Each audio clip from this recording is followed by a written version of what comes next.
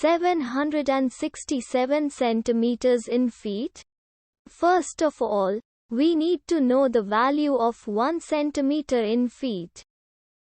It's always 1 centimeter equals 0.03280839895 feet. Now we have to multiply 0.03280839895 by 767. Therefore, 767 centimeters times 0.03280839895 feet equals 25.164041999465 feet.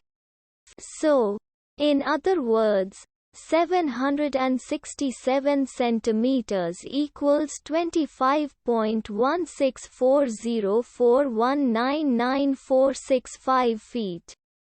We hope you have enjoyed this video.